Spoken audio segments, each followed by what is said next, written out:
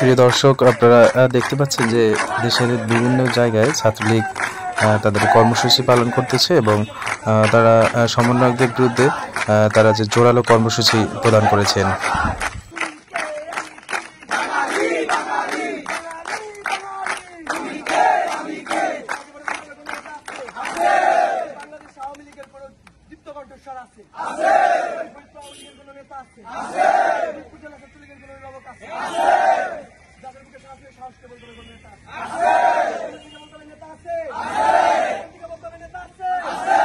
তারা বলে যে দেশের এই অস্থিতিশীল পরিবেশ সৃষ্টিতে সমন্বয়করা এর পেছনে কাজ করছে।